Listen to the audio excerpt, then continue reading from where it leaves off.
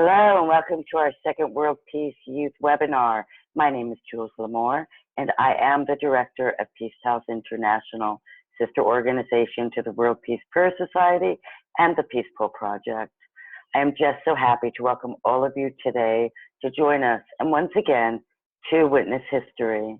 The youth who are going to speak today have devoted their lives to working for peace, and what is even more special, to working with projects that involve children. I am just so honored to be part of this project and to be sharing this event with you. Of course, I would not be able to share this with you if it was not for the tireless work of my partner, Carlos Palma, who is the founder of Living Peace International.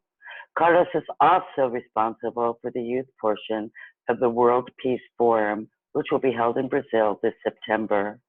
And with that said, I invite you all to relax wherever you might be. Enjoy the webinar these young people have put together for you. And now I would like to introduce Carlos Palma. Carlos, take it away. Thank you. Thank you. You're Hello welcome. to everyone. Yes, I'm speaking from Portugal now. I'm living in Porto, in the north of Portugal. But let me tell you first, if you don't mind, Jules, that I would like to remind one of the conference of the last time, Shuruk. She is from Syria, and she was there in the first conference, and she shared a very strong experience about how to build peace in the middle of the war. So today is her birthday, and because most probably she is online, so we want to wish to Shuruk a very happy birthday and to tell her that we are supporting her in this difficult moment in Syria with our prayers and with our personal commitment to live for peace. And today we have 11 amazing panelists from all around the world. And it's an honor for us to have all of you here. I know that for each one of you, it was a day, a special day, that you met an organization or a movement living and working for peace. And this meeting changed your life. And today we invited you to share with us around the world, all the youth around the world, what is the nature of your organization or your movement. And of course, if you can share with us your personal experience working and living with this organization.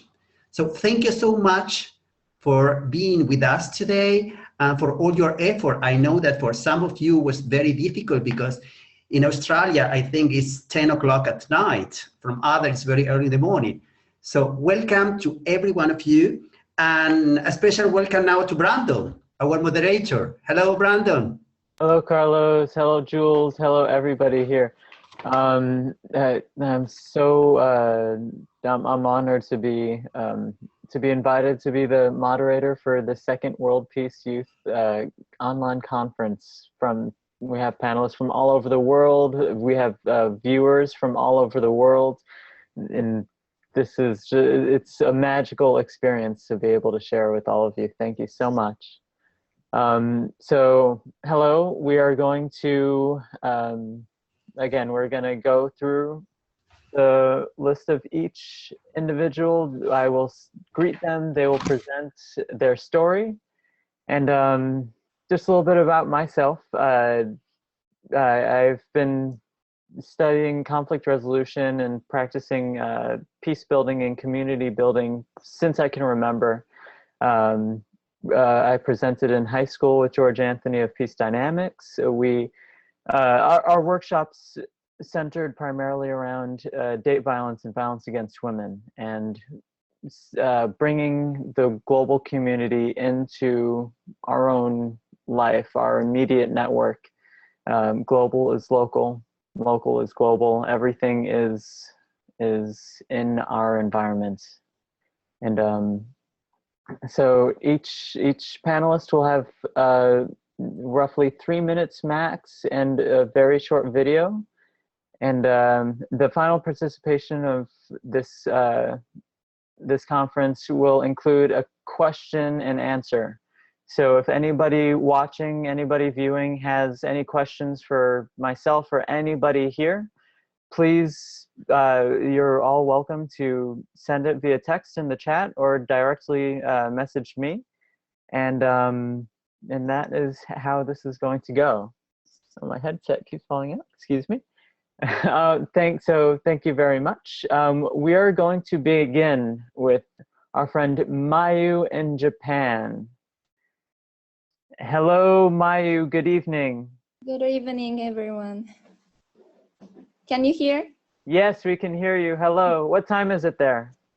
It's 10 p.m. 10 p.m.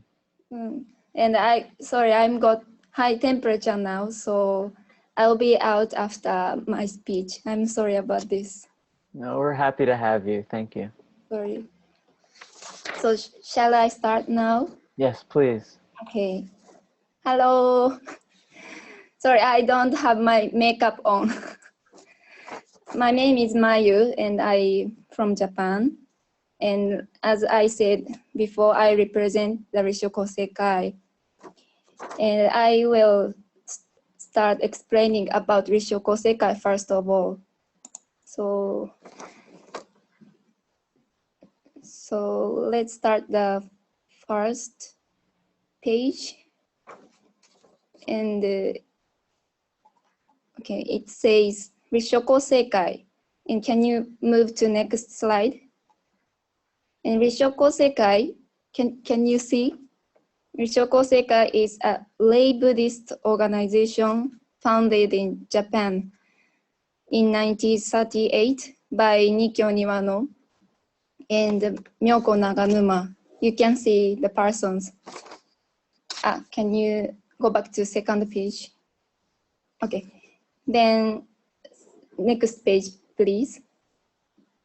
Then it's a basic scripture. It's a Lotus Sutra, threefold Lotus Sutra we read every day. Can you move to next? And we, Rishoko Sekai youth members, pledge to follow the Buddha's teaching through activities like dialogue, religious cooperation, and a variety of peace-promoting activities. Okay. One of our major peace activities is the Donator Meal movement. Our members who participate in the movements forego a meal in a day 2 times in a month and contribute the money with our prayer. Members taking part in this movement feel compassion for people who suffer from poverty. The donation collected through the movement has been used to support poverty reduction and emergency assistance projects around the world. Can you go next?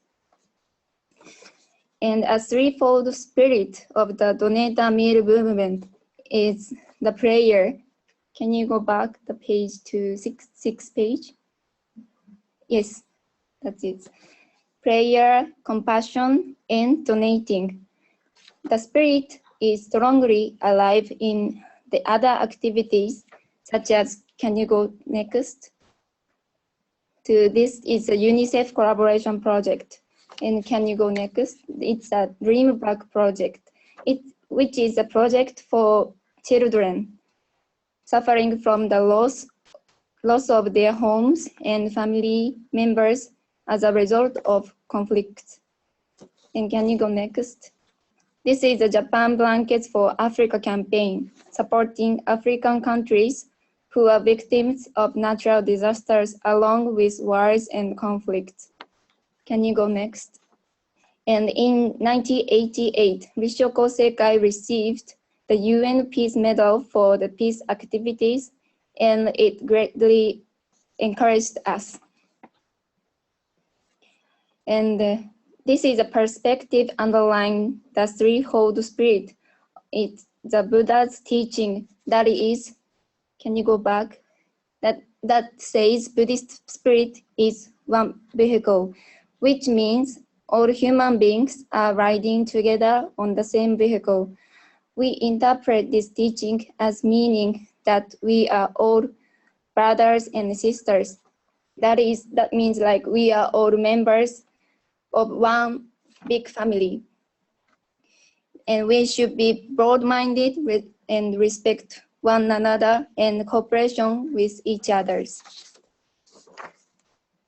So this is the final, my conclusion is, I believe that the power of man may be small, but that is not helplessness.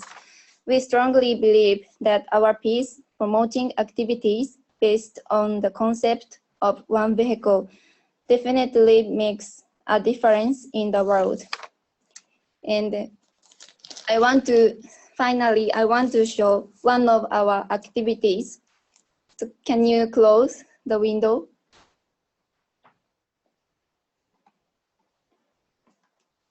Okay. Then finally, I want to show you, this is the actual dream bag.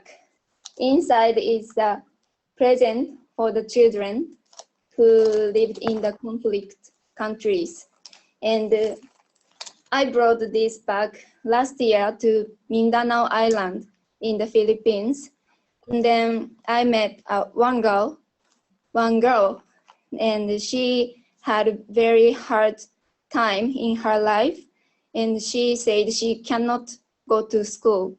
So then I was thinking that I want to support her because she seems to like my sister. So, but to collect the money was very difficult. So I called to my friends to help me to support her, and she agreed with my self-activity. And I could do this because now I'm thinking like I've been studying the spirit of One Donata Mail movement. So like the teaching very cultivated my heart year by year. So I could decide to support her as my own activity. And I really appreciate that I'm the member of Risho Kosekai. Thank you very much. Thank you, Mayu. Thank you so much for sharing your story and just explaining this beautiful act of humanity that you share in your community. And feel better, rest up. Enjoy your evening. Thank you. Thank you very much. Sorry that I will be out. I'm sorry about this. Oh, we're so happy to have you here. Thank you. Thank you. I hope to see you again next time. Next, we are going to move on to our friend Gloria in Uganda. Uganda is a landlocked country in East Africa. And we're elated to have her here in our family in this webinar. Hello, Gloria. Yeah, you are good to go. Okay, I'm Gloria. I'm from Uganda, like you've heard, the Pearl of Africa. Yeah, and I'm representing the Youth for a United World. It is a movement of the youth, and it makes part of a vast movement of the focal area movement. It's a movement that was born in 1985. This movement is composed of youth that are from different continents. I'm just one of them, but we are so many. They're from different ethnic groups, nationalities, cultures, different religions.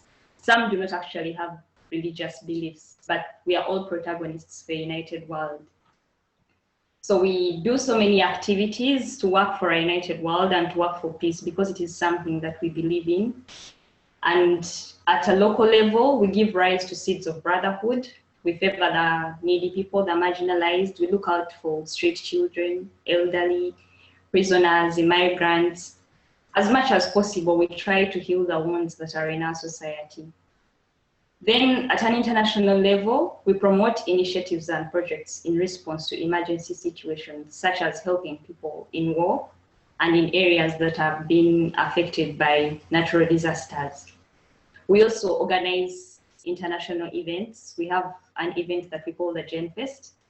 And during this event, we share different ideas because, as I've told you, we are from different places. So we take this opportunity to come together, share what we have and what we are doing to live for this united world that we believe in. So during the Gen Fest, the different projects and initiatives are shared. We exchange and compare ideas, see how to go against the challenges that we are facing, and see how to bring about change. And in the last Gen Fest that we had in the 2012, we started a new project that is called the United World Project.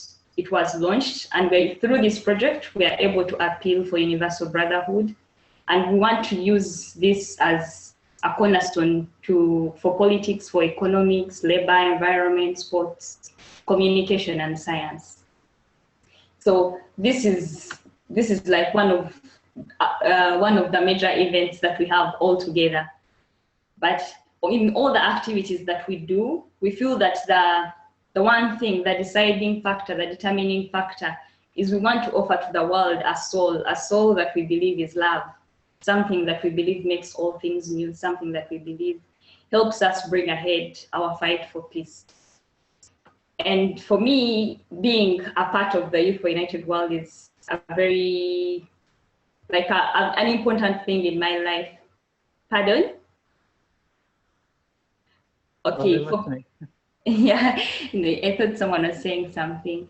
Yeah, being a part of the Youth for United World has given me a great opportunity to work for peace. Like it's been my big desire, but I feel that it has helped me reach as many people as possible because I always have a group that I'm working with. And through the different activities that we organize, we are able to reach out to many people in our societies, ranging from the disabled children. We also have tried to settle intertribal conflicts. We help refugees that are settling into our country. We are surrounded with countries that are facing war, so we can't avoid the factor. And in living for universal brotherhood, I always feel realized, I'm constantly reminded of this commitment. I feel I want to work for a united world, and I am gladly doing this. Like in every small act I do, I am conscious that I'm contributing to a masterpiece of a peaceful and a united world. That is it. So we'll show you a video to tell you more about who we are. Thank you.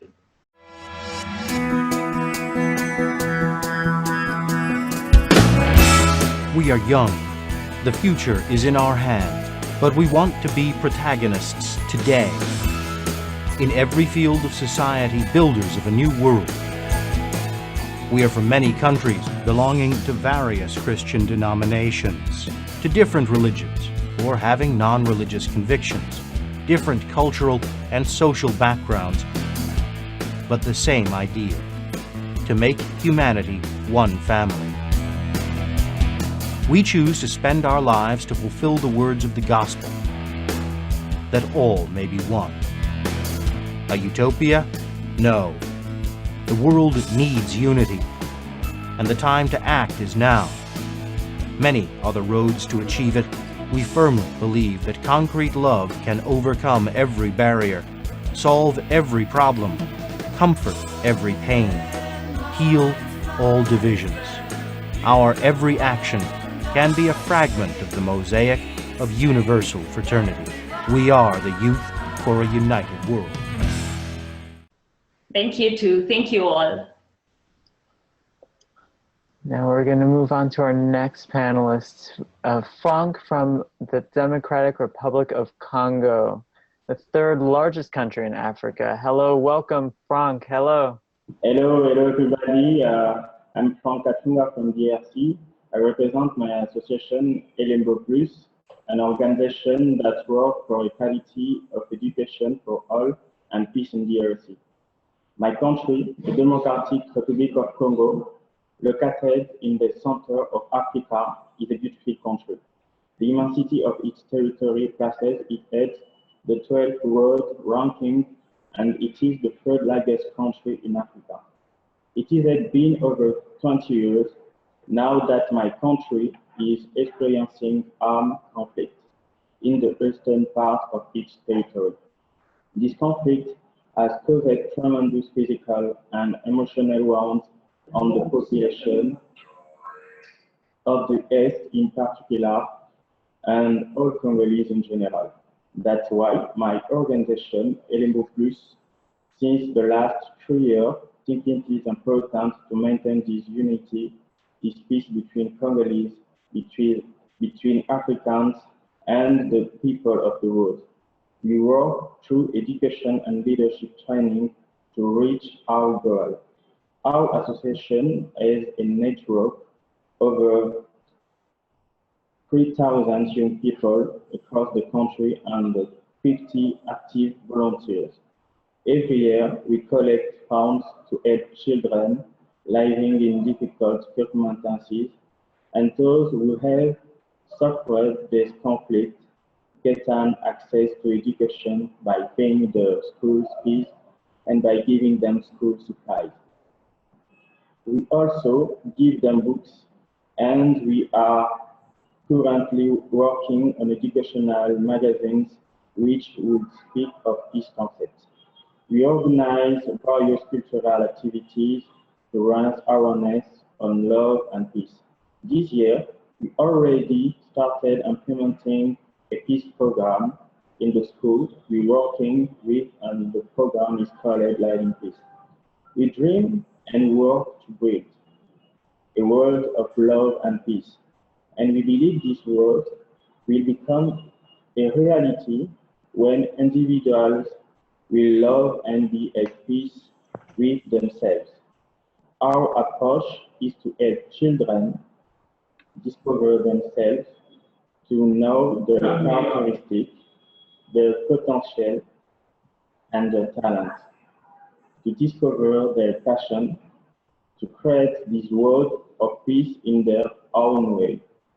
We train also young talents on leadership so that they become peace agents worldwide. To be the change I want to see in the world, personally, I use my different talents, my passion for music and design to promote peace through music, videos, and graphics. Thank you.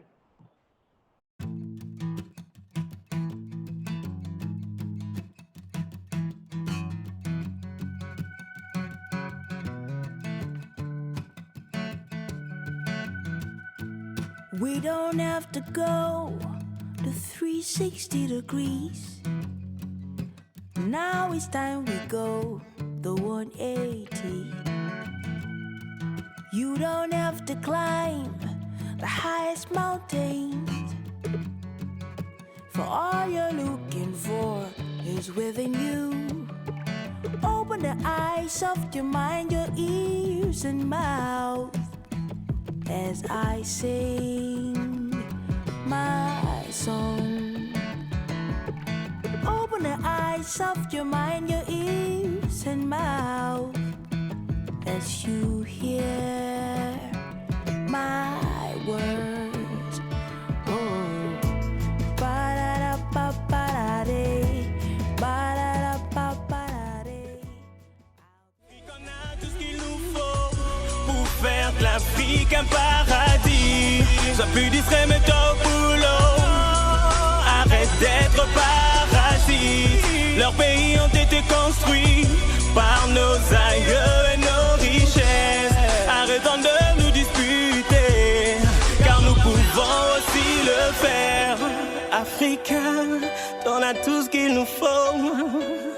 Hey, Africains, mets-toi au boulot.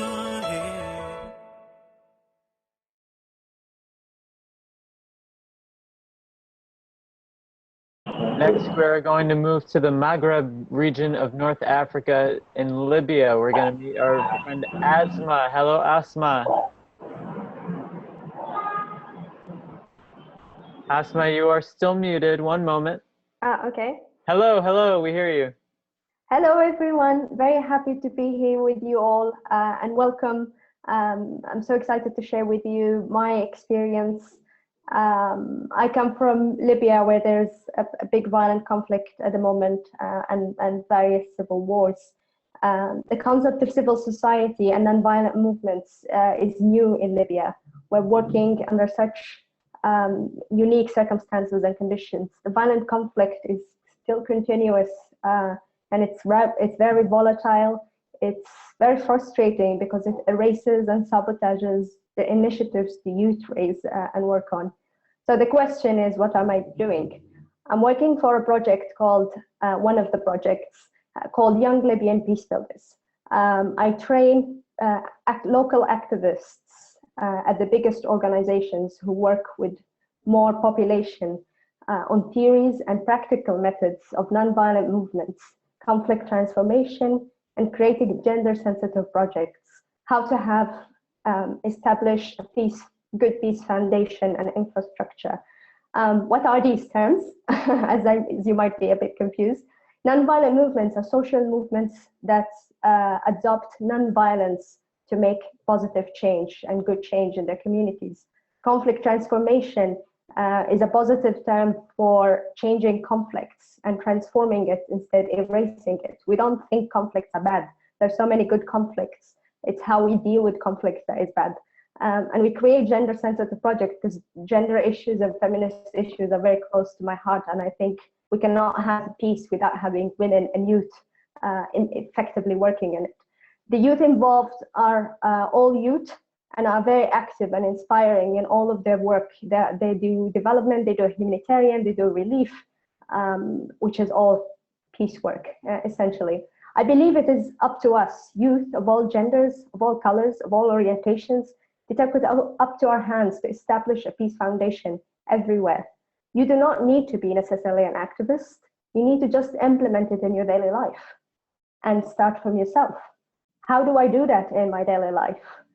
I practice frequently nonviolent communication. It's a method created by Marshall Rosenberg. You should all check it out. It's a way in how I change, and I completely changed my lifestyle to adapt it to be more peaceful. I am also all for Greenpeace, and I care so much about our Earth because, again, I think it's an interconnected issue. I support on a daily basis people who want to work for peace.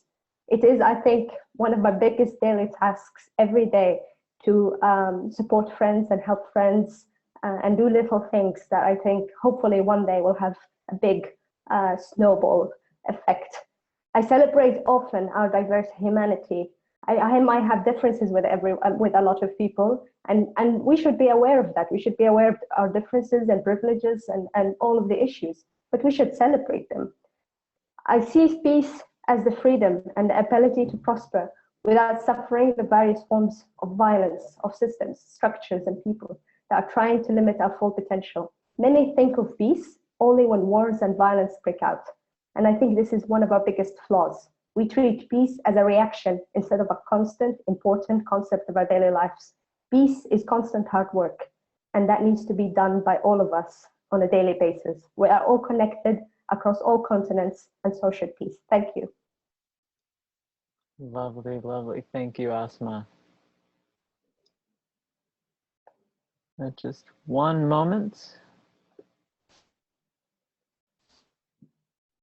Jules, do we have a video for this? No? Okay. Well, then we're going to move right on over to our friend in Australia, Maria Chiara. Hello, good evening.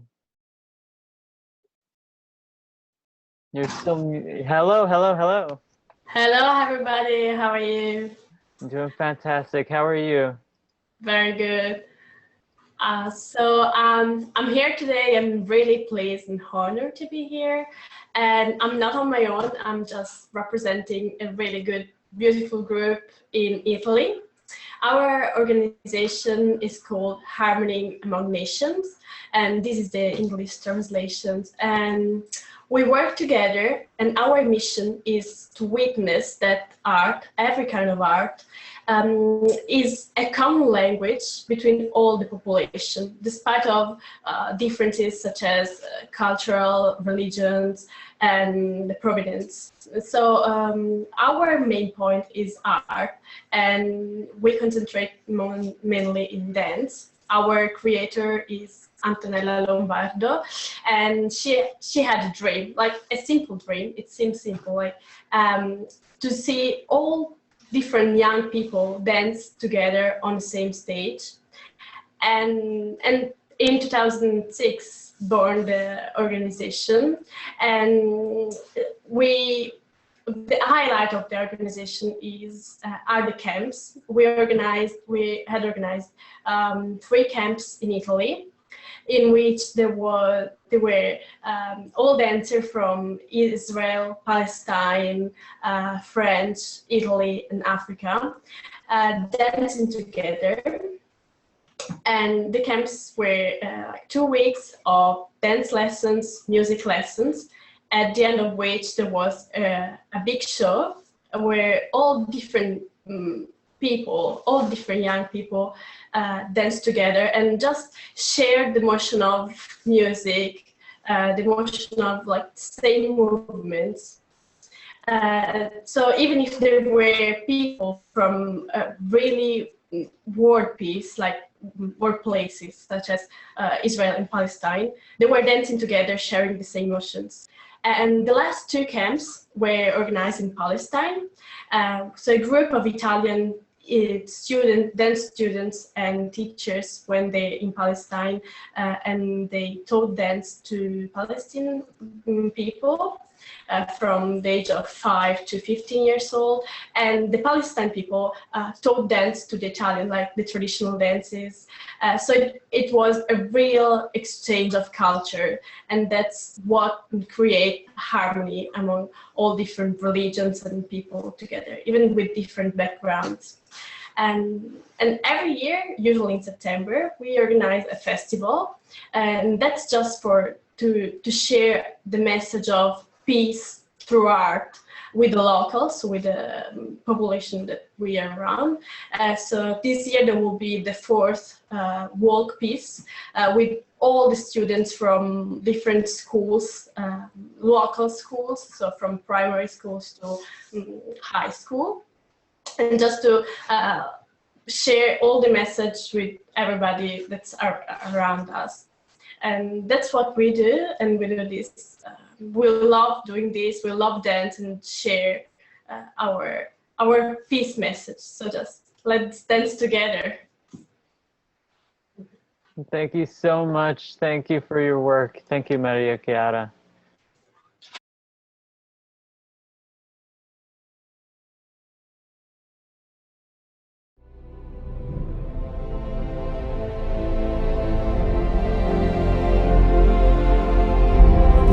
Esiste che s'il è partagé. Felicità esiste soltanto se è condivisa.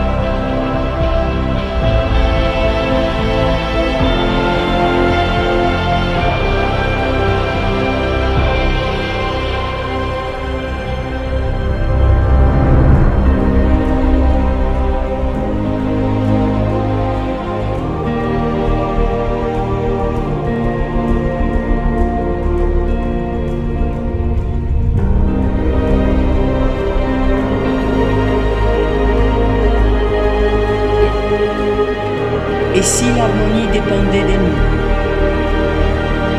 Si c'était à nous de faire la différence? Et si l'harmonie se trouvait ici? Peace building and connectivity and humanity, that is not just through words, it is through action and through art and all sorts of expression. Thank you very much for sharing this with us. Thank you to you. Next, we are going to move over to Simran from United Arab Emirates. Hello. Hi. What time is it over there, Simran? It's just about 5:40. Oh, good evening. Hello. Good evening, good morning, and afternoon to everyone around the world. My name is Simran Vedvyas, and I'm 17 years old. I'm the founder of Synergy, and I'm also a youth ambassador for the Peace Pals International and the Peace Store in Dubai. So Synergy basically addresses key issues that are related to health, to environment, to education, and welfare, while incorporating all of those into the concept of peace, and both internal peace and external peace. So over the past 4 years, I started Synergy when I was 13 and now I'm 17. So in the 4 years, we've conducted over 75 different projects for both environmental peace and health-based peace. And we've planted around 4,000 trees in landfill sites. And this year we actually marked our 3,000th distribution. So we distributed 3,000 food packages over the 4 years to scrap collectors and to laborers who work in Dubai during Ramadan, which is a very spiritual month in both the Arab region, now worldwide. So I'd like to share a project with you, which is known as the Peace Tour.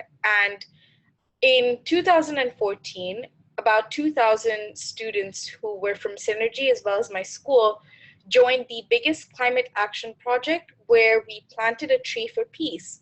And we planted, in that year, we planted about 1,000 trees, Tacoma trees, and then the students took a selfie beside the tree with the message that I planted a tree for peace. And then we turned that into a social media campaign.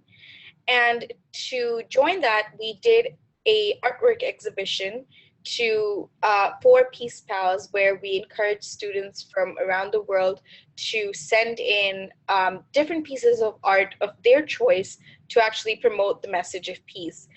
And for me, on an everyday basis, I think peace is quite an important concept, and one that is different for each person, so it's very individualized.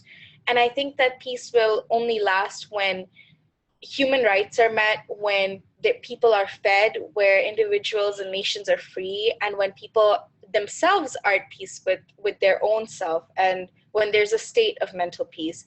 And I think that it's important that we all are here today because we are making that sincere effort to be responsible for ourselves and for each other. And I think that we're taking this quite seriously and towards a better step in society. So thank you for having me here today. Thank you for thank you for being here, Simran. We're so elated to have you here, sharing all of your work with us. Thank you. Next, we're going to move over to our friend Dina in the Hashemite Kingdom of Jordan. Hello, Dina. Hi, how are you? Very well, thank you very much. Greetings to everyone, and thank you for having me here. I'm going to present my organization, but I think we're going to start with a video first.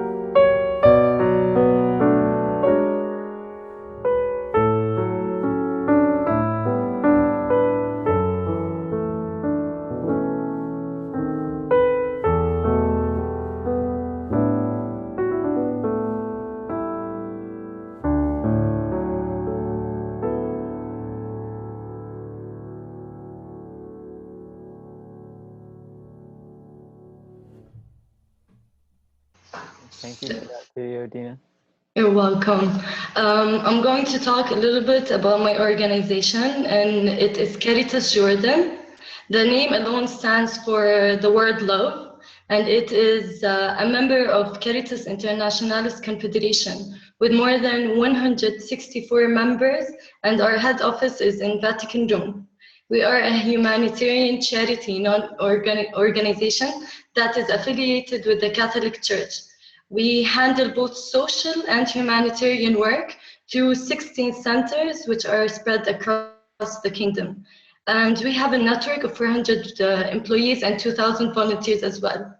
We primarily focus on providing assistance for all vulnerable individuals, regardless of their gender, their age, their religion, and any sort of discrimination. Since our establishment, we kind of focus on providing assistance to a range of segments for people who are in need within our society, including refugees and vulnerable Jordanian families, migrant workers, and all those who are in need. Recently, we launched a campaign under the title Now is the Time for Peace, which stems out of our concrete belief that we need to be key activists in promoting the message of love, peace, and solidarity through our work entirely.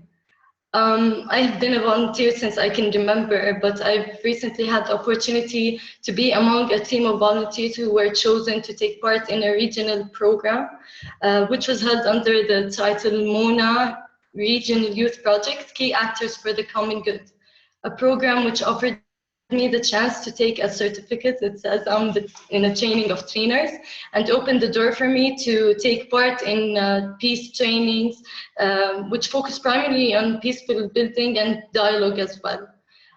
We also have a lot of campaigns and projects that we launch under the title of Peace, and one of them was the Peace Through Arts project, which offered refugee kids the chance to learn about peace and reinforce its concept through self-expression and elaboration through art, drama, music, and team-building exercises as well.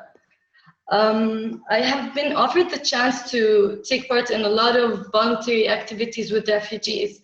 And through that, I was able to learn a lot of concepts that seem so common in our world, but are kind of missing in a world that is filled with conflict, including solidarity, loving one another despite all the differences, and focusing on humanity itself, forgiveness and compassion to begin with. In Caritas Jordan, we focus on working as a team, so all of our projects are implemented together. We have a shared vision about how we want to live our lives, which is living in a world that is filled with peace and no discrimination at all. And this is the basis for all of our work. And you can find it in all of our employees who are working tirelessly since 1967 to provide assistance to anyone who asks for it, to our volunteers who are so eager to lend a helping hand to anyone who asks for it, and to our vision, which focuses primarily on love and spreading the message of peace without any consideration to any differences and any basis for discrimination.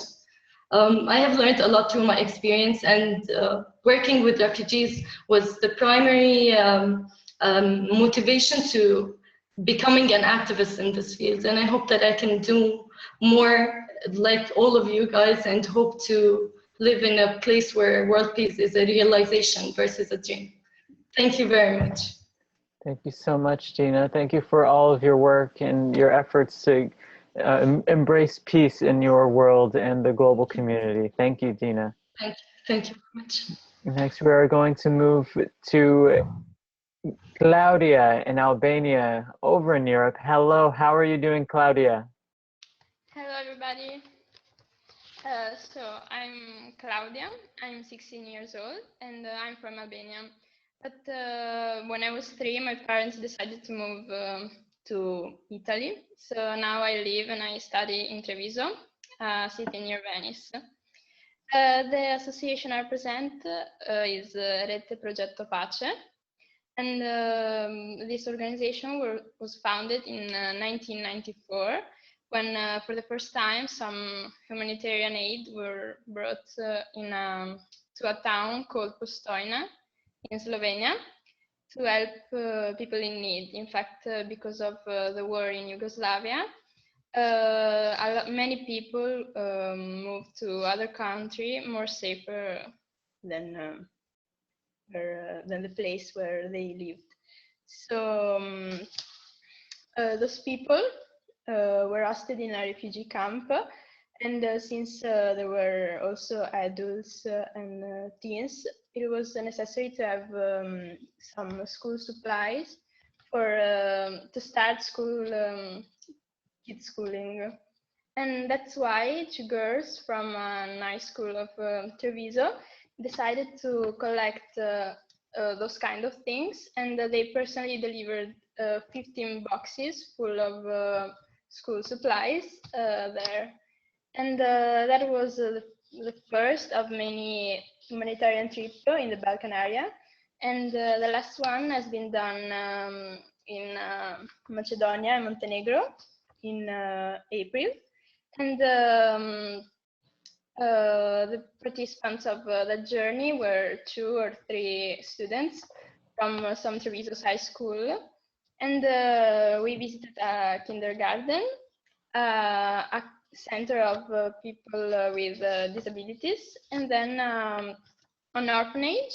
And we also made a twinning with some local high schools.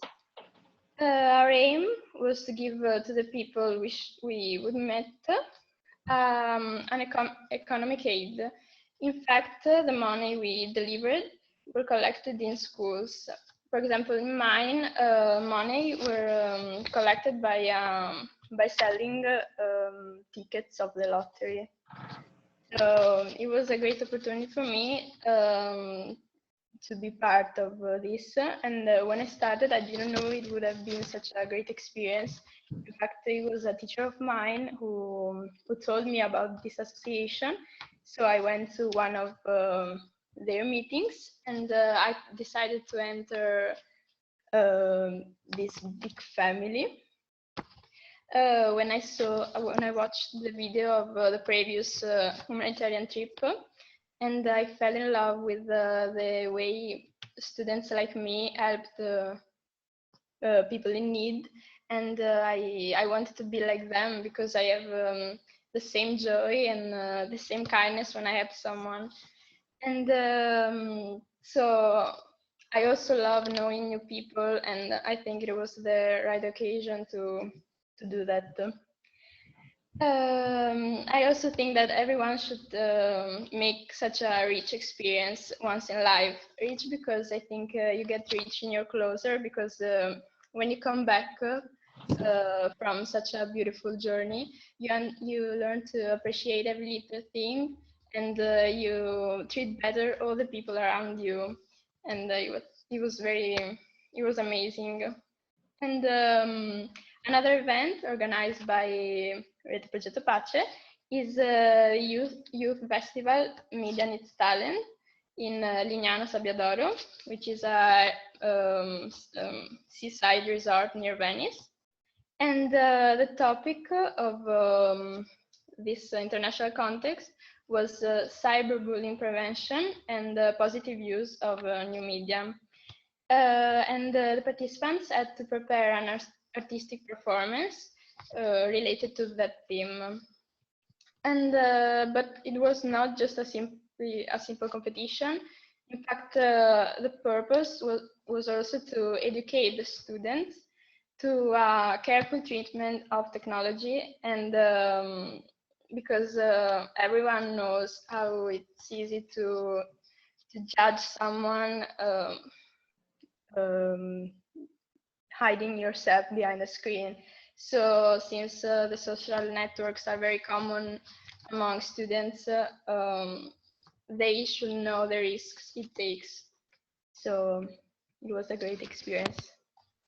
That's all. Now you're going to see a video.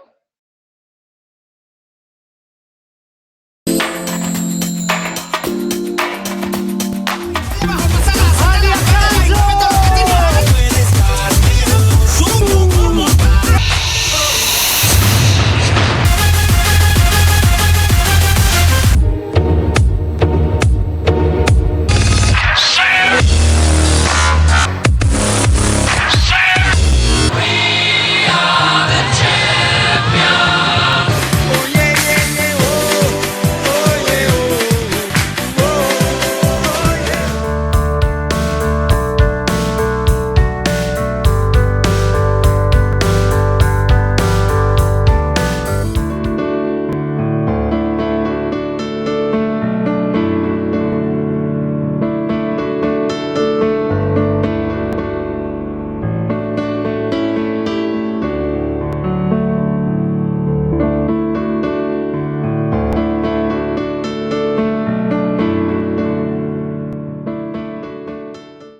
next we are going to move over to Spain.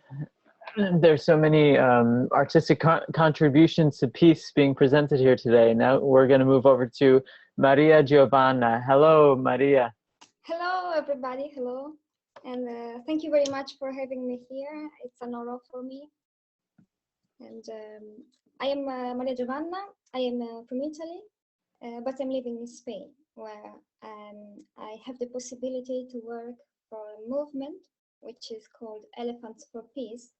And it is a participatory artistic peace movement. It was envisioned by a German artist called Rosemary Gnausch in 2003. And she's convinced that the majority of people are characterized by a desire of peace, but they cannot express it. And they feel like they are persuaded that as individuals, they cannot change the world. They do not have the means to change the status quo. This is also because often the mainstream information focuses on wars and conflicts without showing actually the peaceful majority.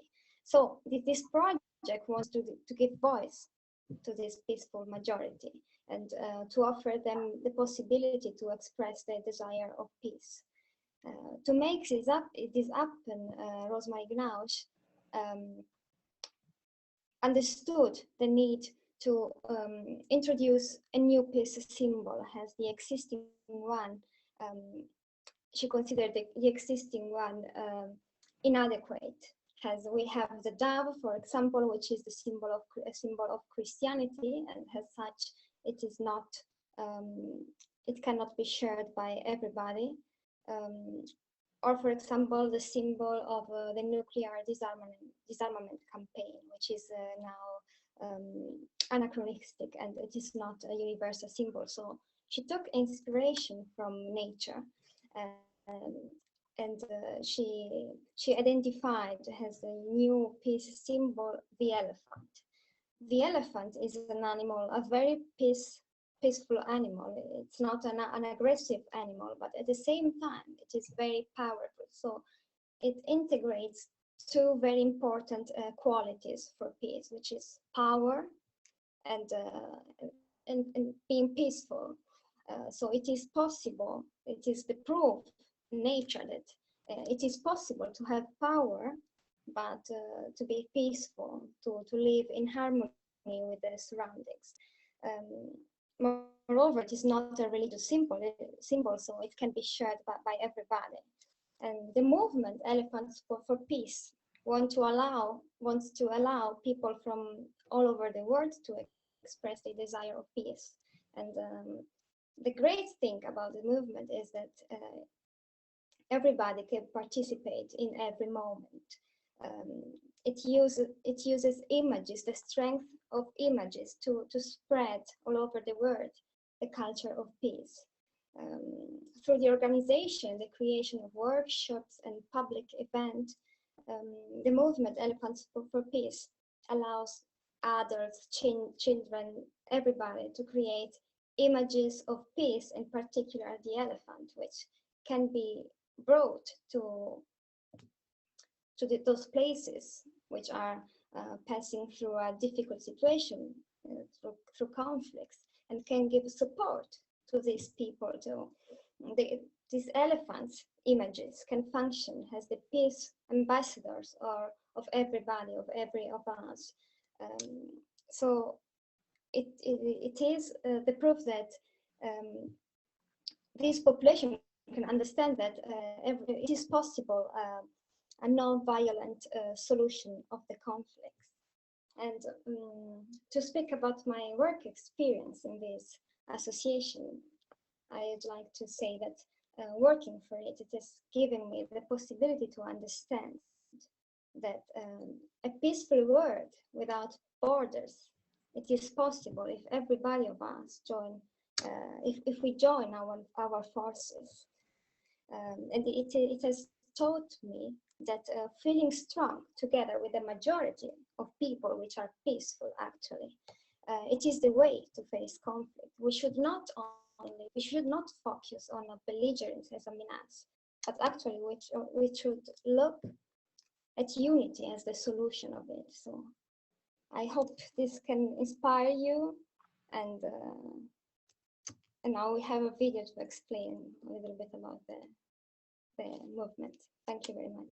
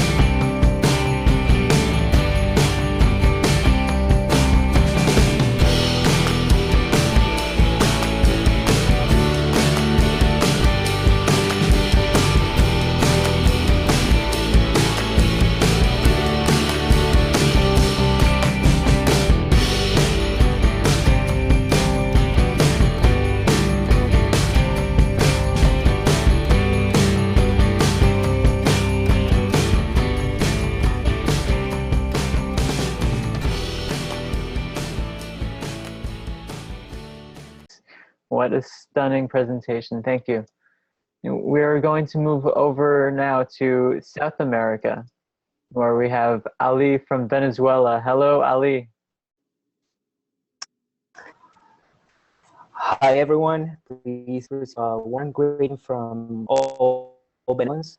My name is Ali Pont from Caracas, Venezuela. I represent the Rotary International.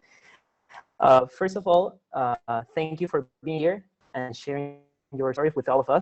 It is so interesting and fascinating to see like so many interesting stories that inspire so many people around the world. Before I share part of my story with you, I would like to start off by asking you to think about the word peace. For me, peace is tolerance, understanding, respect, empathy, giving, caring, unity, and it could go on and on for hours. I'm convinced that peace is highly important because this is what is happiness on earth. Otherwise, we'll be individuals without any purpose.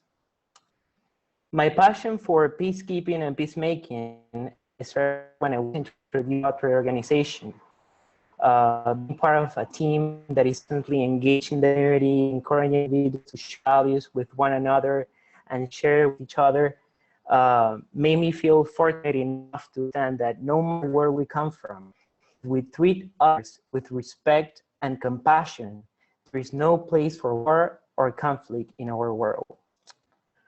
As I completed my studies in Venezuela and I moved to Fredericton, New Brunswick, Canada, to pursue my post-secondary education, I began to look for Rotary clubs near my university, since I was still interested in taking local initiatives, contribute to my community.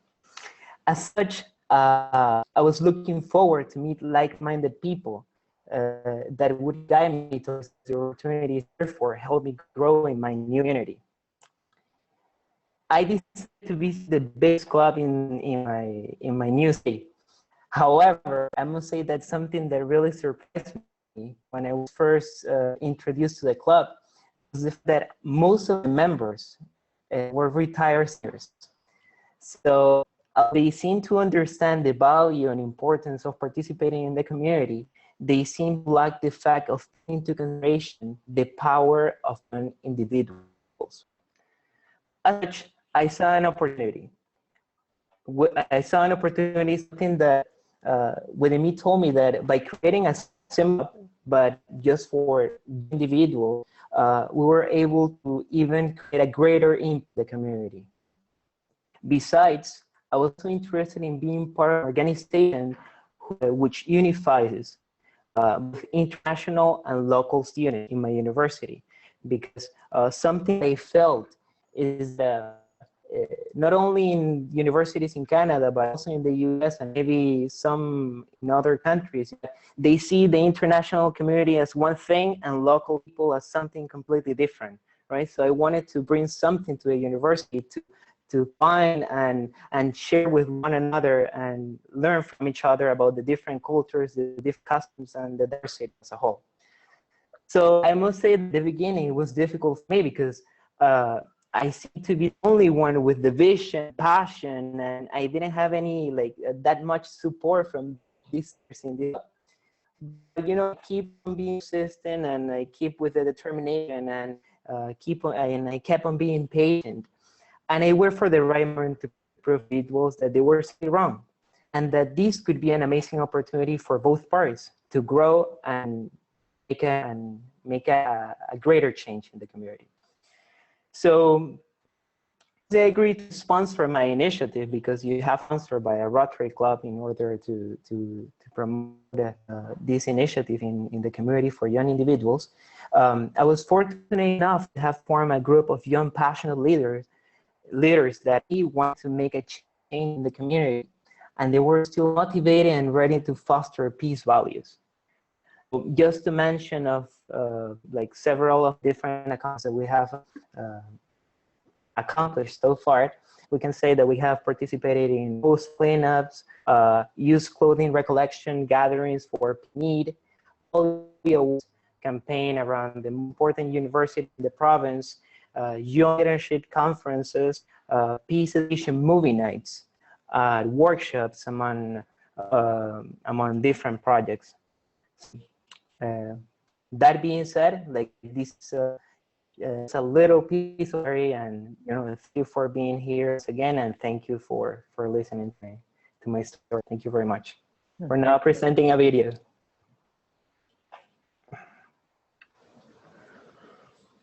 What is Rotary? Rotary International is an international service organization whose purpose is to bring together business and professional leaders in order to provide humanitarian services, encourage high ethical standards in all vocations, and to advance goodwill and peace around the world.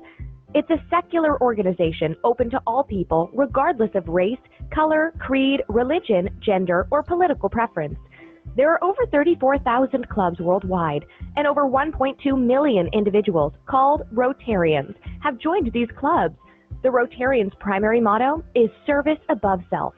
Rotarians usually gather weekly for breakfast, lunch, or dinner to fulfill their first guiding principle: to develop friendships as an opportunity for service. Interested in joining Rotary? Then please visit Rotary.org and go to Club Finder on the menu. Or you can click the link below to learn more about your Rotary Club. Thank you very much once again, Ali. Now, next we come to our final panelists in a country that concerned many of us with their recent earthquake last in the month of April. Hi everyone. I'm hello, David in Ecuador. Hi everyone. Do you hear me well? Yes, we hear you very well. Thank you. Nice. Well, my name is David Jaramillo. I'm from Ecuador, as you said, and I will present this international project called United World Week. The United World Week began in May 1995 at the end of the 5th edition of the GenFest, the periodic international gathering of the youth all around the world. What was the purpose? Essentially to foster relations of peace and coexisting among peoples and cultures, and to require national and international institutions to do what they can to support and encourage any application of small and big actions in favor of what we promote, what is universal brotherhood. During these 20 years of existence, we have created several fragments of fraternity, as we call them, in various points of the planet, especially where loneliness, poverty, and marginalization prevail. These actions have essentially brought the United World Week more and more before the public consciousness, garnering more and more media attention, including in the world of culture, sport, civil and religious society. All around the world, the United World Week proposes a challenge that each and every young person should commit to being a protagonist of brotherhood.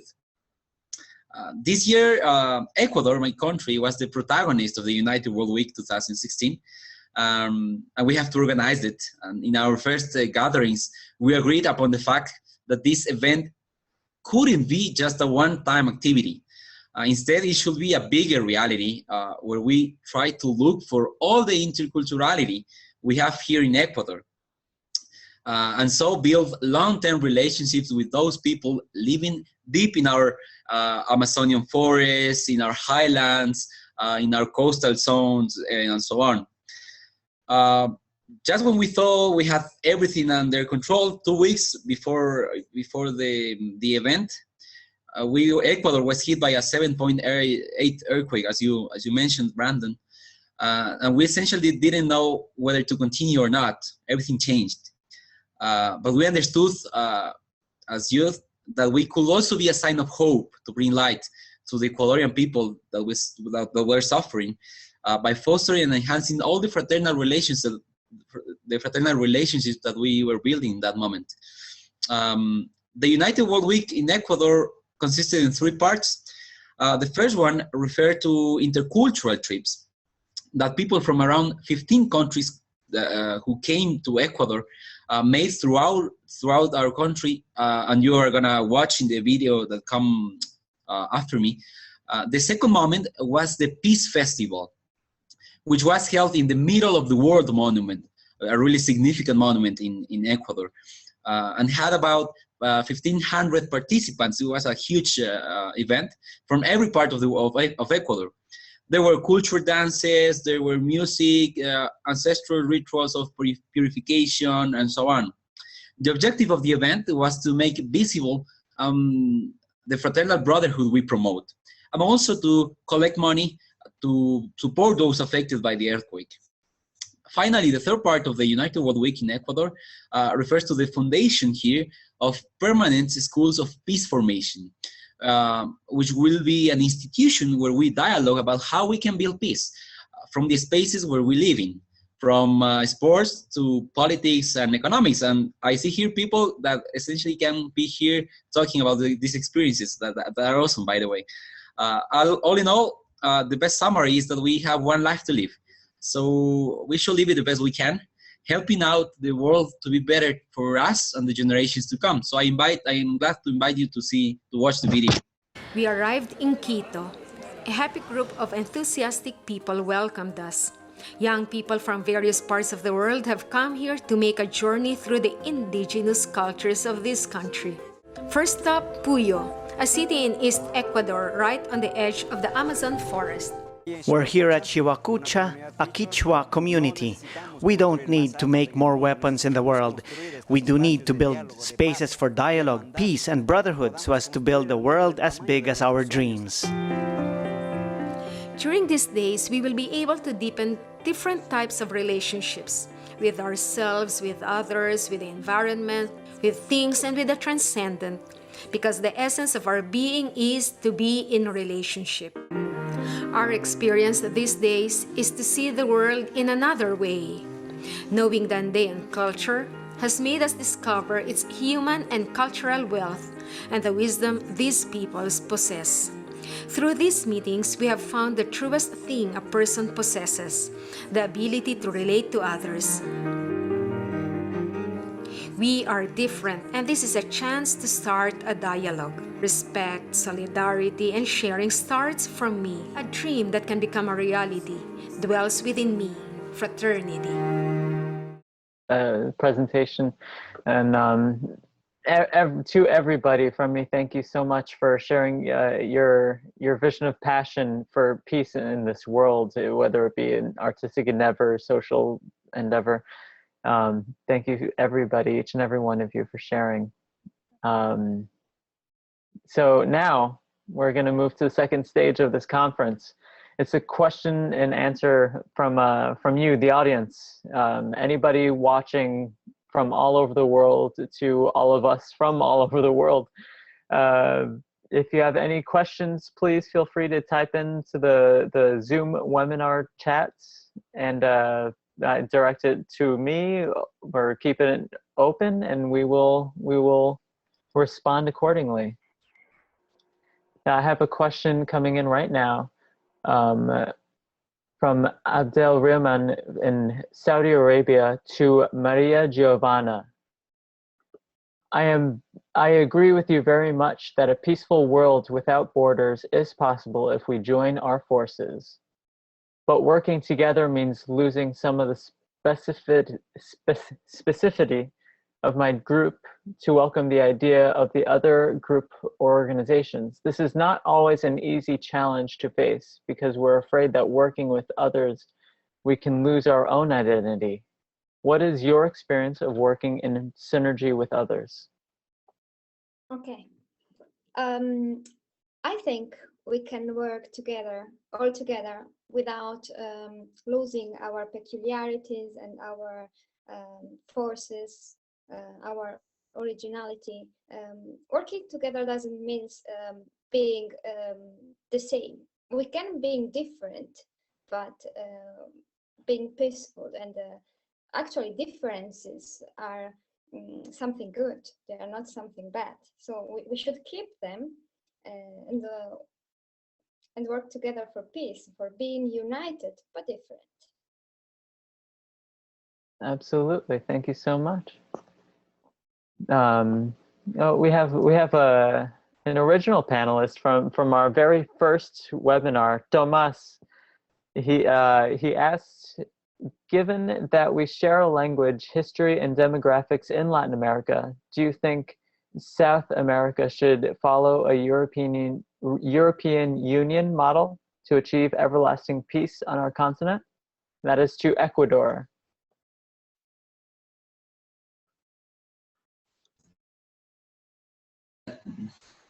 You hear me? Yeah. Nah. Yes, we hear you now. Yeah, we call that project the Patria Grande. You know, we have that big dream. I think it is possible. Of course, that is also a political matter, an economical matter, and it's difficult. And we are seeing also what that means in economical terms in Europe. But in terms of what we share, in terms of language, in terms of how we are in Latin America, yes, we are almost the same people. When we travel and when we meet in Europe, then we feel the same. So I think it is possible to keep dreaming on the Patria Grande, which will be the big country. Our politicians lately, I would say,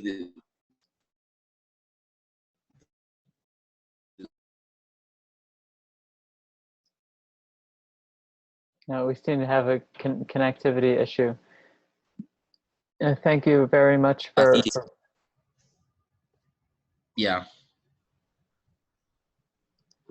No, thank you for addressing. Sorry, just one moment. Technical issue. Patience.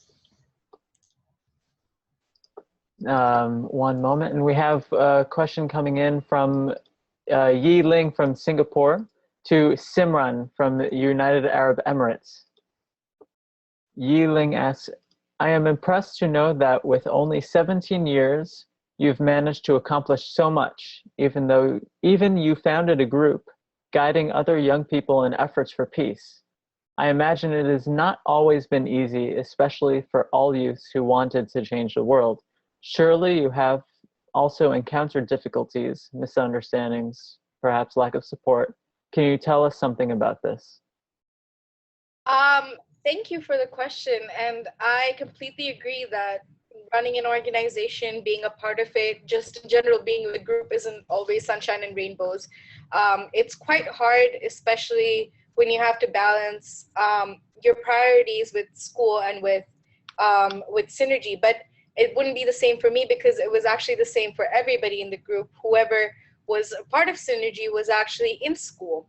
And we have children from the ages of 5 to 20. So that meant that everybody was sort of juggling the same priorities.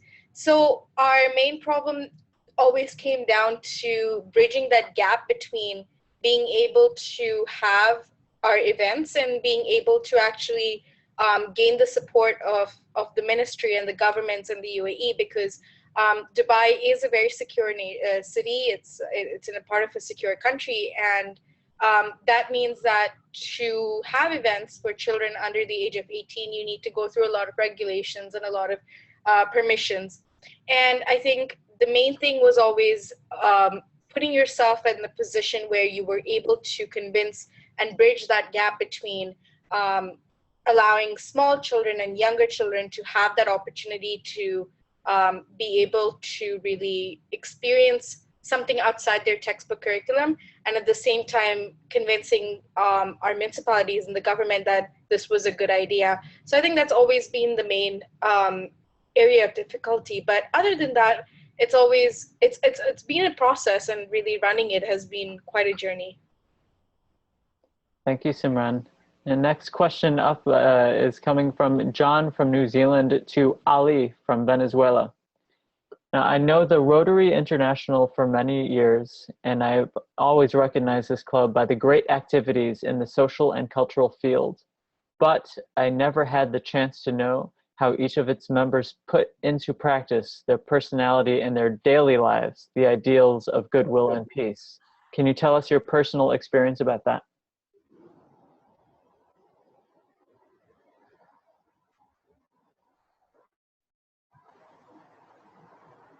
Ali, can you hear us? Hello? Hello, Ali. Yes. We have a question coming in from John from New Zealand. Yes. Now, I know the Rotary International for many years, and I've recognized this club by its activities in the social and cultural field. But John would like to know how your own personal experience of practicing the personality of this in daily life ideals of goodwill and peace.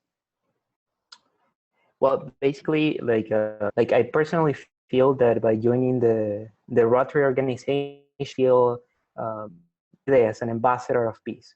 So whenever I go, wherever I go, try to be as much as connected as possible with the people, right? I try to respect their cultural ideals, and I try to understand them, because it's the only way to create peace in the community. So for example, just to mention my previous experience in Canada, like once I went to that country for the first time, I have no idea of the country whatsoever. I didn't know anything about the country, but I was open to learn, and I was open to understand the people there. And once they understood that I to learn from them, they became open to learn from where I'm from and my ideals, and why I believe that no matter where you come from, like peace is something that matters. And I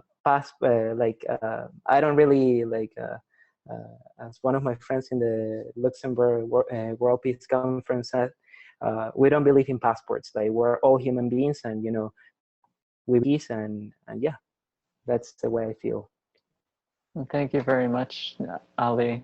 Next, we have a question, Marisa from Cuba to Asma from Libya. So you're born and educated in Libya, a country with history marked by many moments of violence and strong transformations. What were the reasons that led you to commit yourself so decidedly in the Young Libyan Peace Builders Project?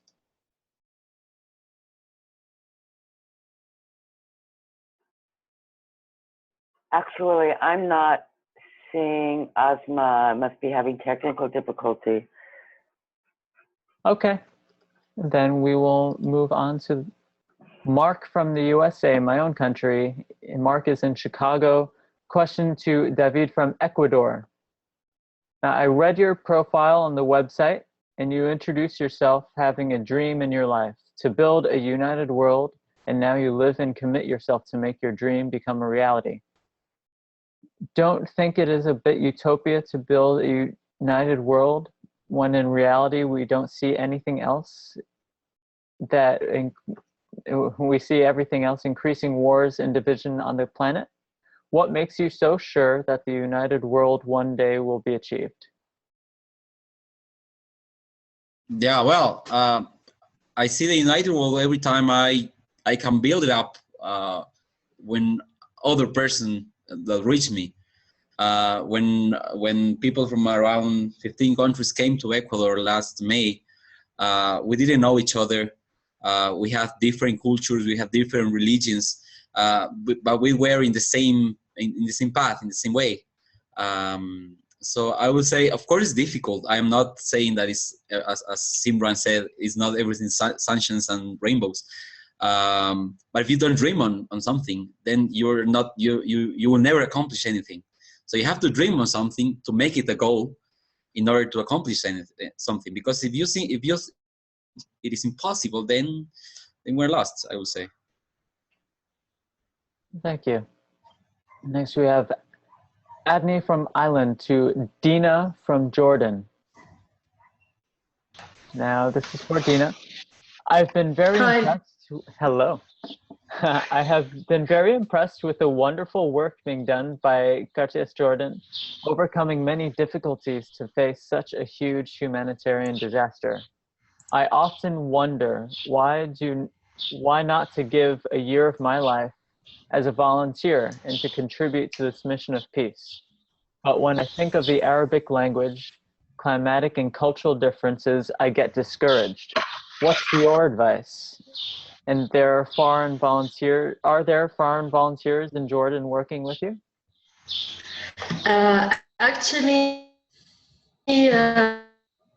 for us in Jordan, the language barrier is not often found that much because English is spoken very well among the citizens as well. But in terms of volunteering, if you're looking forward to volunteer and make a difference, even if you just want to have a look on the refugee situation, maybe get to assist one or two or as many as you can, because it's primarily our goal right now, because we have a lot of refugees. We have refugees exceeding 2.5 million individuals in Jordan. So I just encourage you to take this step forward, and you'll find assistance that you need from anyone, because it is purely humanitarian, and it's a humanitarian instinct for all of us to try and make a difference in someone's life. So don't feel discouraged, basically. And we have a lot of foreign volunteers from US, from Canada, from Australia who are working with us. And you are free to try and apply with us, and hopefully you can find a volunteer position that is rewarding and that you can learn more about our situation here in Jordan as well. Thank you very much. Thank you for that, Dina. Now we have Sam Warit from Ethiopia to Claudia from Albania.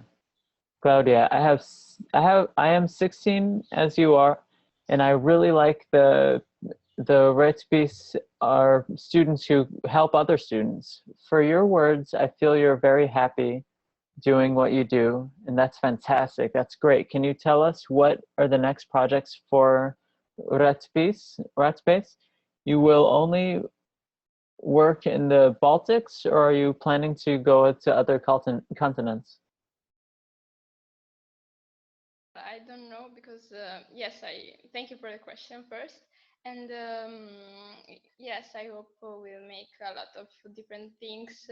And for example, there's a summer camp in Spain that will involve students from 17 to 21 years old. And it's an international program, I don't know, with and there are some students, we will go there in a city near Madrid, and to share their own experience, and to new people, and help each other. Thank you. Next we have a question from Barbara from Budapest to Frank from Democratic Republic of Congo. Frank, hello. When we think about the African continent, almost always we think that the West should give financial aid to support for educational, health facilities, and others. But I think that you have a whole human wealth that we often don't know. In your own opinion, what can be the contribution that the Congolese culture can give the world in our process to peace? Okay. Thank you. I'm so happy for the question.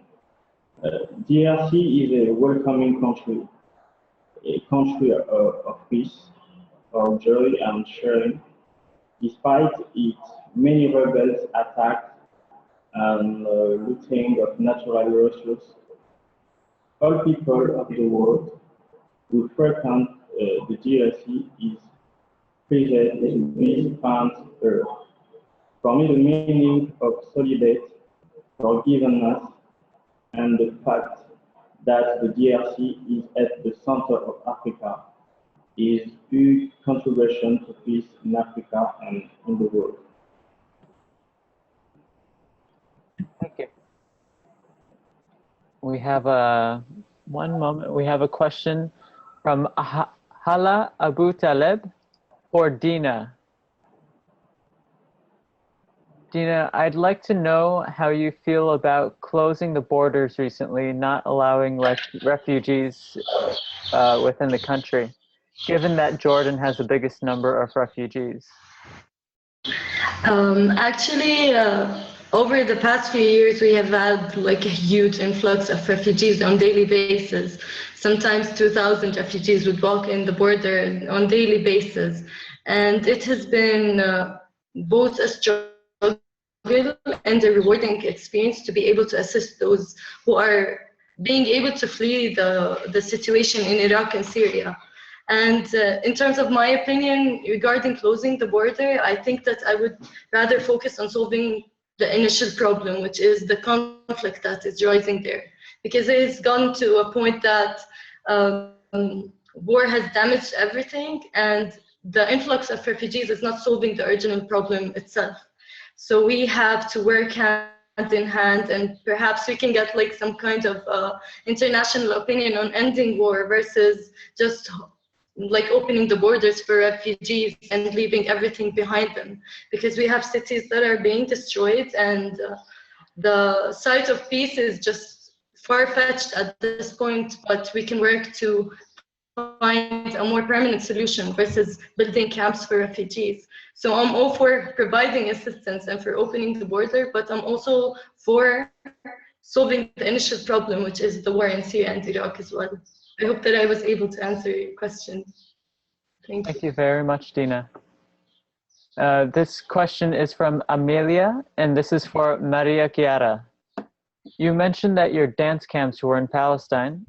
We are all aware of the conflict there, and that this was actively present outside the camp. Tell us what it was like to bring together a group of people from conflicting countries to move together as one, and how rewarding it was to have that common goal despite the tension outside the walls of the dance studio. One moment where we have to unmute you. Here we go. Hello. Hello.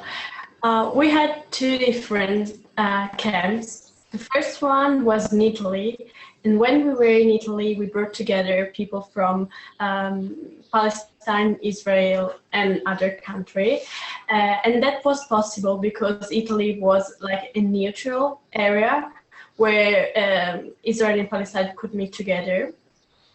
And the second camp we had in Palestine, but this, because the Palestine was like the actual war territory, it was impossible at this stage to bring together Palestine and Israeli dancing together in their war country.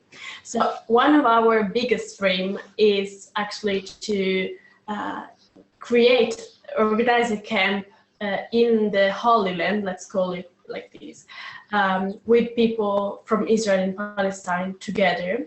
But this has been possible in a neutral territory as Italy. And when the people, different Israeli and Palestine people met together in Italy, they actually didn't meet because they knew each other, and from when they like kids, they've been told just to hate the other person just because of their race. And so when they came together, at first in Italy, they didn't even speak to each other. They just didn't want to talk or didn't want to have anything in common with them. But the great beauty of art is that of dance in this case. At the end of 2 weeks spending together and working and practicing and rehearsing for the same show, for the same choreography, even the people, even Palestine and Israel, so war people that never talked to each other, understood that they had something in common, and that was simply like dance, simply a real true passion. And there's been two girls, one from Israel and one from Palestine, at the end of the show, like a hug together because they understood that they had something in common. So I think it's all about finding a common point, something that we can share together to go along and create peace. Thank you very much. The next question, we're going to go back to Asma. You were born and one moment. This is from Marisa from Cuba. You are born and educated in Libya, a country with a history marked by many moments of violence and strong transformations. What were the reasons that led you to commit yourself so decidedly to the Young Libyan Peace Builders Project? Thank you very much for the question. I was very passionate from an early age about women's issues, and I was very involved in 2011 and in the many years after 2011 in civil society, like a lot of youth. But I think what the war has created is a very torn, divided society. And I was always curious on how we could have peace in such circumstances. So when I wanted to work, at first the initial idea of the project was to bring all activists together to establish this movement. And then after long meetings, I realized that we're not ready for that. We're not even there yet. Even civil society itself is divided after the war, during the war in Libya. So I had to establish this these young peace builders, so I could train the activists, people who are already work on the theories and the practicality of how to use peace, and then bring them together, hopefully in the future, for a much bigger movement across Libya. Asma, thank you. We have a question for Dina from Anamir. Dina, is it difficult for you being a Catholic within a region where there are other religions which are very strong and different? How can we build peace in the middle of this reality, respecting everyone's creeds? Well, to begin with, I come from a different faith. I am not Catholic, but in Jordan, I guess the situation has given us the opportunity to be a little different from other places in the Middle East, where your religion is not considered something that is like a barrier for you to interact with other people and to be able to build a strong community. I guess my response is to overlook all the differences, which are religion and like gender and your originality or anything that you have that separates you, and focus on what joins you together in order to build a stronger community, which is basically humanity. And this is my opinion on all matters, because if we look at one another and we try to find the differences that are often the reason for discrimination, especially in my part of the world, it is only going to make problems larger, and we are going to create further conflict, versus focusing on loving one another and overlooking anything that is beside who we are internally. And to me, this is the main reason for building a strong community. Thank you very much. Thank you, Dina. And we have one question, it seems to be our last question, for Gloria from Vianney. To Gloria, Uganda is surrounded by many countries which are war-torn. Can you tell us some of the concrete activities that are done for people from these countries? Thank you. Like I said before, we have a number of activities that we do as the Youth for United World. And specifically for the Youth for United World, in the last year, we decided to do something because we realized that so many people are coming into our country, especially from Burundi, because of the war, and we felt that we could give them. We felt that peace for them wasn't just resettling in, but also helping them resettle in, learn the language we use because they are francophone, we are anglophone, and be able to live at peace in the new location they had. So the first thing we had a small activity, get together activity to know them more. And after that, we suggested that we would offer them classes of the language we speak, the English language and our local language. And this has helped them fit in. In fact, we are more like friends, like a youth group of friends that we help each other figure out different situations.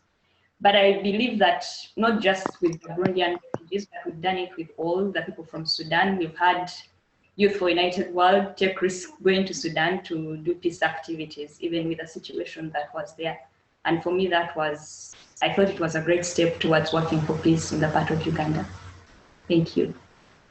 Thank you very much. And Gloria, we have one last question for you. Yes, please. You have so much experience working with refugees in your country and in your neighborhood. For many Europeans, this is a very new and sometimes shocking experience, especially considering the great cultural differences between Europeans and African or Middle Eastern refugees. What are your tips to overcome difficult moments of transition? Okay. The first time that I had an encounter meeting with refugees was difficult because myself I think I wasn't mature enough, but I was open. I was open to giving a gift of love to these people. So the first time I interacted with them, they came to us. They had a totally different way of life. They had totally different beliefs. And we had a totally different history. We did not know what it meant to be in war. But the first thing that I had in my mind was that I wanted to give them this joy. I wanted to give them this peace. I wanted to live for them. I wanted to know the story behind them. I wanted to know their history. So for me, that made it easy because it helped me overcome all that I had carried within me and to be able to open up. And I wasn't doing it alone. I had other people do it with me. So we were all forgetting what we are, what we believed in, what our cultures were, and just ready to listen to them. And we had a mentality that they hated us even before they came because we thought that when Ugandans went to their countries, they were being killed, they were being discriminated. And this was a mentality we had to, first of all, put off our minds and open our hearts and start to love them in a different way, in a different perception of who they are. And this helped us so much. So I believe that when you open and try to lose the original prejudices, for instance, that you have against the people, it helps you. And if you try to also learn their cultures, there's always something more you actually get. In the end, it's a mutual relationship. It's not just you giving, but it's actually giving and receiving. And it's peace for you and peace for them in the end. It's never one-sided. Thank you. Thank you very much, Gloria. So to everybody, each and every one of our panelists here today, thank you so much for sharing your vision, your activity of peace through social activity, through artistic endeavors. Thank you, everybody, for sharing here. Next, I am going to turn it over to Jules and Carlos. Jules, who's worked so hard juggling the videos today and all the microphones. And Carlos and Jules, thank you for hosting us here today. Wow, thank you, Brandon. And thank you all for your patience with my few errors that I made during the videos, the PowerPoint. You know, it's challenging. I'm juggling a couple different monitors, but your patience and knowing that I am not a computer or a robot, that I am human and working it. I really just want to say thank you to all of our young people who spoke and shared their projects with us.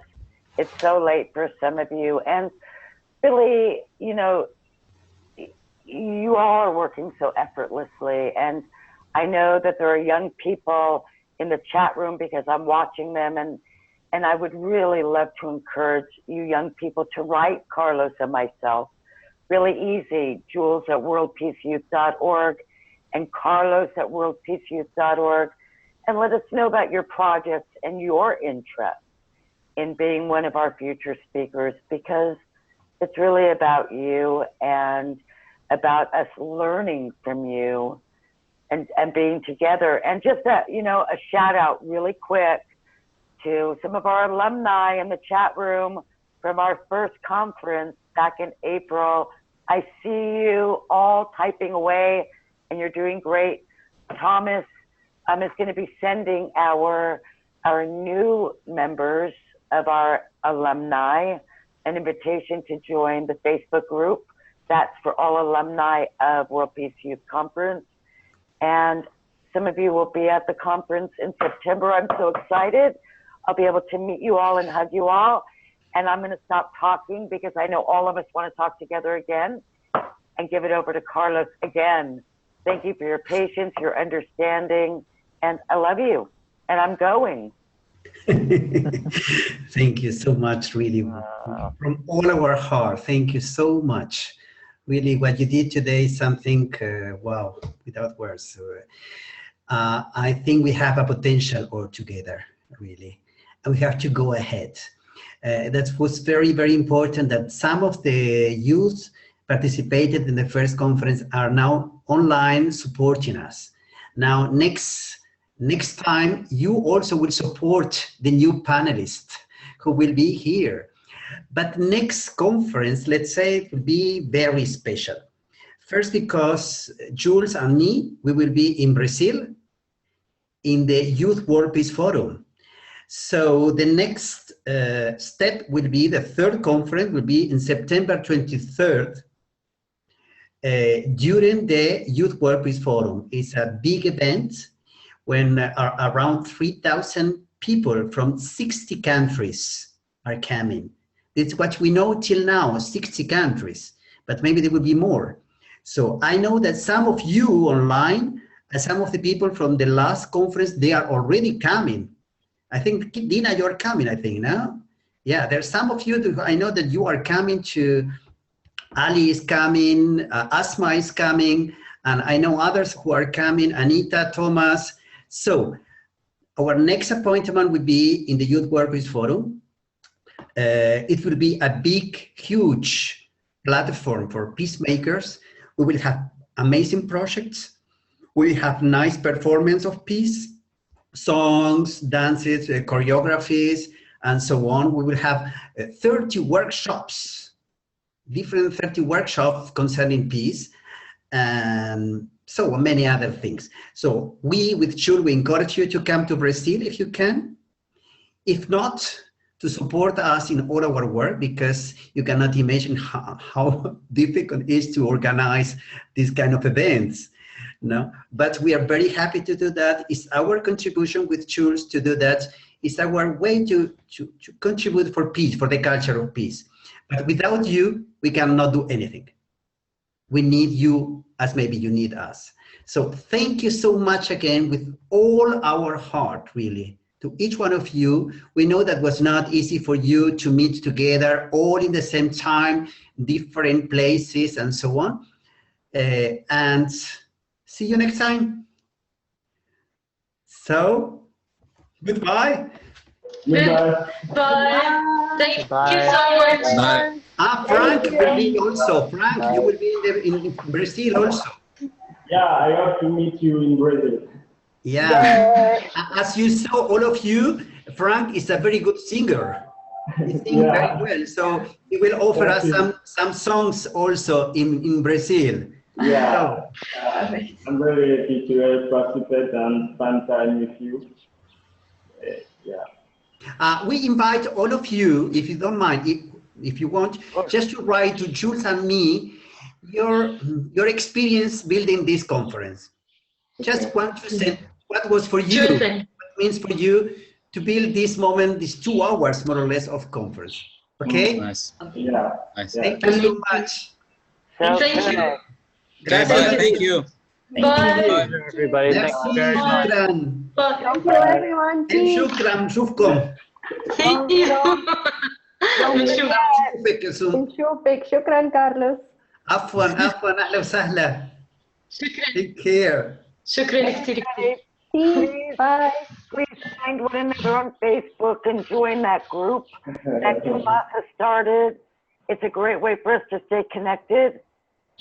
Okay. I will send everybody Thomas's contact information on Facebook. Okay. Fantastic. Yes, let's keep connected. Okay. Stay connected. Bye. Thank See you all then. Thank you so Bye much. bye. Bye. Bye. Bye, Maria Chiara.